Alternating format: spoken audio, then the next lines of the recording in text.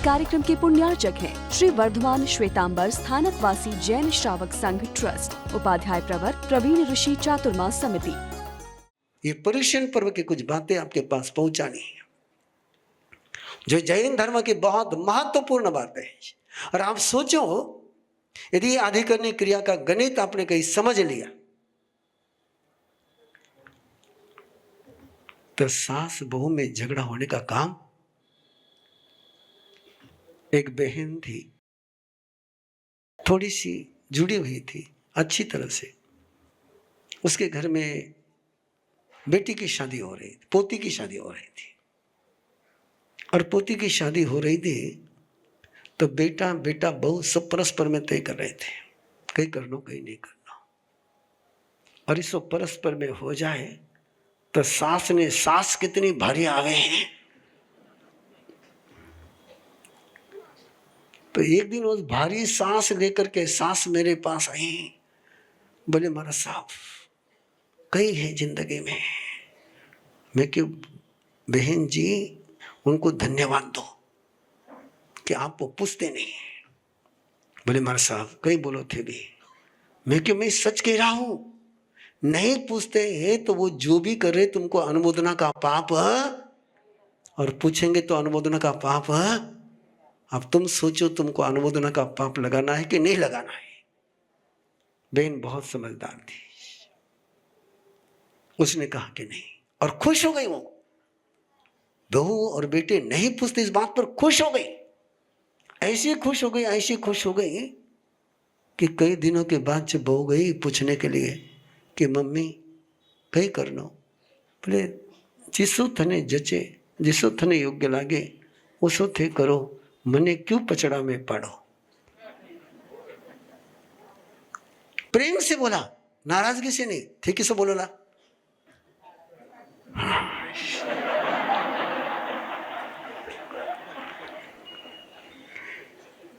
नाराजगी से बोलो ना तो निर्जरा नहीं हुई, और समझदारी से बोला ना तो निर्जरा हुआ बिना रेला नहीं। यदि कोई पूछता नहीं है आपको तो खुशी मनाओ, तुम्हें पाप से बचा रहा है। और पूछेगा तो तुमको अनुमोदना लगेगी। तो मेरे मन में सवाल आया कि राजा सैनिक ने कुनी को पहले क्यों नहीं सत्ता सौंप दी। उत्तर दो आए मेरे पास, बड़े उत्तर गजब के आए। उनका जो बुद्धिशाली बेटा था अभय कुमार, एक छोटे से प्रसंग के कारण से उसने दीक्षा ले ली, और दीक्षा लेने के बाद अभय कुमार की बुद्धि का संबल नहीं रहा। यदि अभय कुमार होता तो राजा कुनिक का षड्यंत्र होता ही नहीं, और होता तो भी सफल नहीं होता है। जो जो बेटे हैं उनसे आग्रह कर रहा हूं, अपने बाप के ऐसे बेटे बनो, अपने बाप के ऐसे बेटे बनो कि तुम अपने बाप की छत बन जाओ, तब तो जीने में मजा है। और अभय कुमार छत बन करके रहा था। और जब से अभय कुमार ने दीक्षा ले ली, राजा सैनिक कुनिक के षड्यंत्र का शिकार हो गया।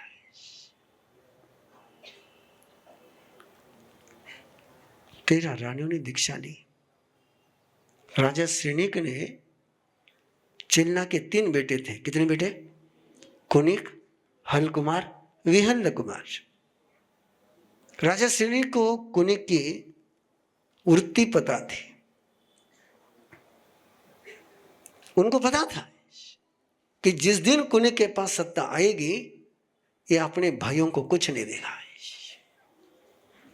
इसलिए जीवंत रहते रहते ही उन्होंने हल्ल और विहल्ल को एक देवदत्त जो हार था, अनसेचन गंधहास्ती था,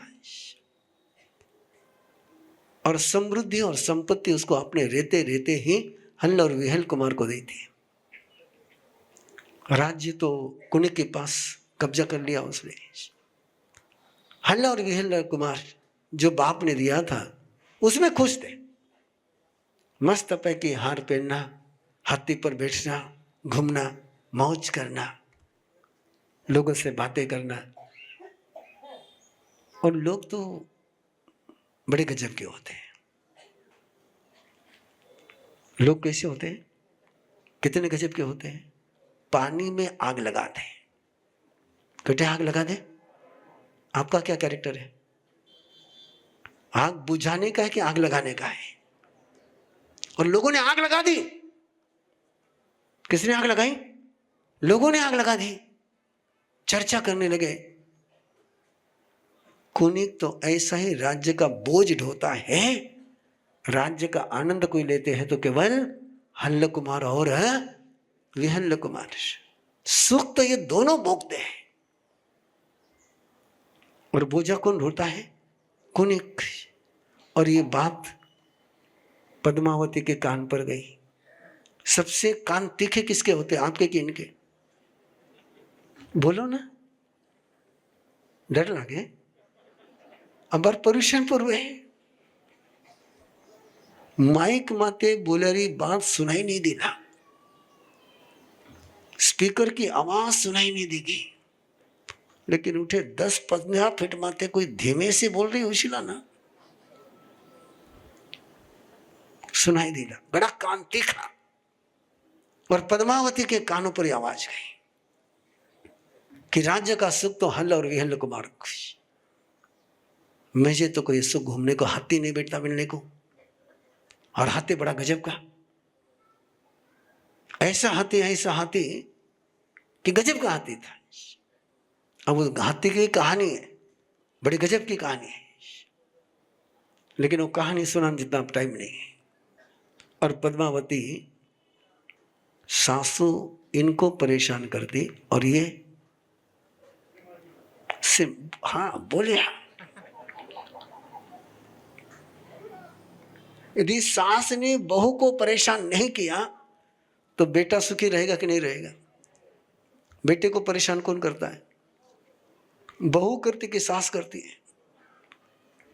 अब माँ ने तुम्हारे उसको परेशान नहीं किया तो तुमको रात को परेशान नहीं करेगी। अब दिन भर वो परेशान करेगी तो कहीं ना कहीं तो। और हक का सुनने वाला कौन है? बाकी सुनने से इनकार कर सके थे, सुनने से इनकार है। वही हुआ पद्मावती को। सास तो ठीक थी, लेकिन लोग इतनी सास बन करके दिमाग बिगड़ गया और कुनिक के पीछे लग गई। और होम मिनिस्टर पीछे लगने के बाद क्या प्राइम मिनिस्टर की हालत होती है। राजा कुनिक ने कहा कि मेरे पिताजी ने उनको दिया है, रहने दे उनके पास। अपन तुझे चाहिए तो दूसरा हार बना के देता हूं। लेकिन पति की बात समझ में आ जाए, ऐसी पत्नी जिनको मिल गई वो सौभाग्यशाली। कौन कौन सौभाग्यशाली, हाथ ऊपर करोगे। वाह करण वाह,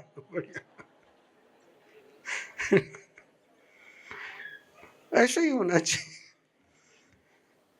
और पद्मावती ने कुनिक की बात, नहीं हार मुझे चाहिए, हाथी मुझे चाहिए।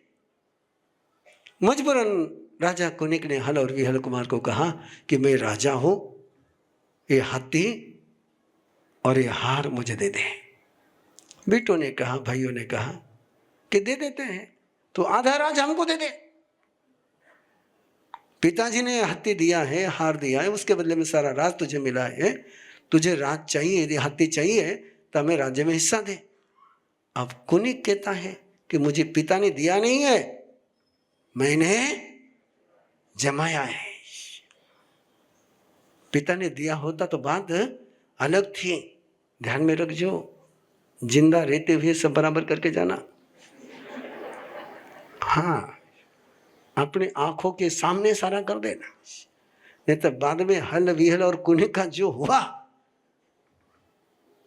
इनकार कर दिया, नहीं दूंगा। वो बोले नहीं दोगे तो हम भी हार और हाथी नहीं देंगे। और हल और विहल कुमार के ध्यान में आया, इसने बाप को नहीं छोड़ा है, ये अपने को क्या छोड़ेगा।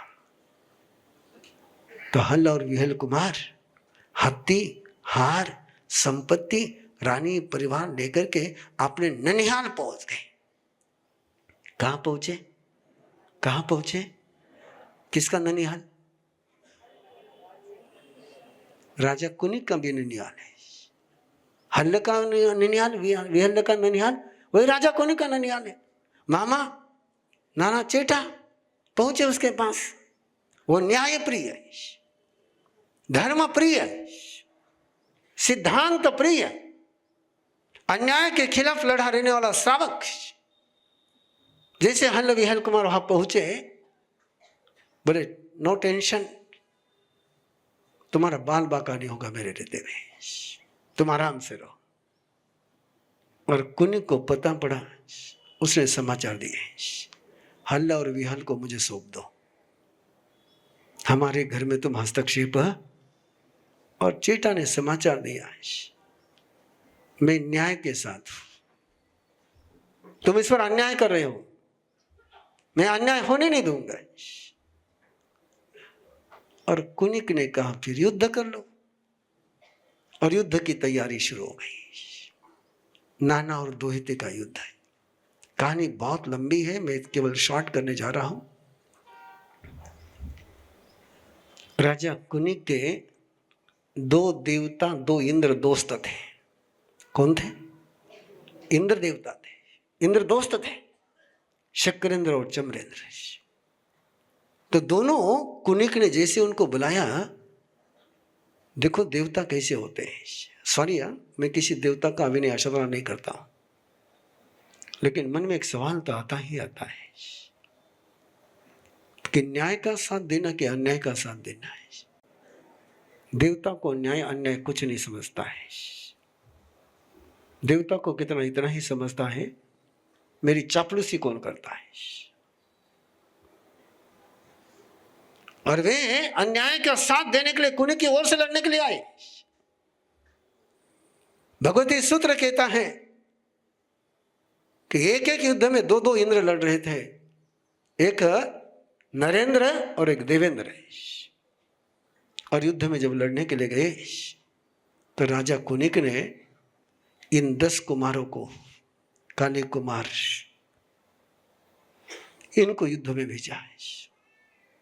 राजा चेटक पर अगली बात ध्यान से सुनना, बहुत ध्यान से सुनना, गहराई से सुनना। कुनिक ने इंद्र से कहा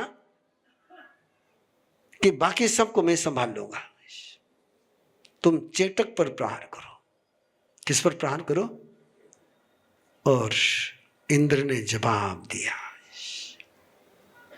जो अन्याय का साथ देने के लिए आया था, उस इंद्र ने जवाब दिया, मैं चेटक पर हमला नहीं कर सकता।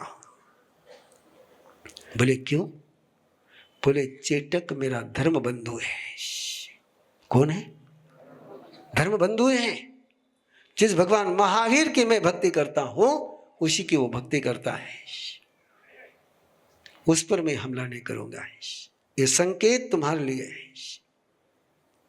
तुम यदि प्रभु महावीर के भक्त बनते हो, एक निष्ठ प्रभु महावीर के भक्त बनते हो, तो कोई भुवनपति, कोई वानवंतर, कोई ज्योतिषी, कोई वैमानिक देव तुम्हारे खिलाफ नजर उठाने की हिम्मत नहीं करता है। भगवती सूत्र का है। इंद्र ने इनकार कर दिया। राजा चेटक के पास एक शक्ति थी, वो जहां तीर चलाता उसने राम नाम सत होना ही होना है। एक काले कुमार, सुकाले कुमार, 10 राजकुमार एक कुनिक के ओर से लड़ने के लिए युद्ध में उतरे और राजा चेटक के तीर के शिकार हो गए। भगवान महावीर चंपा नगरी पधारे।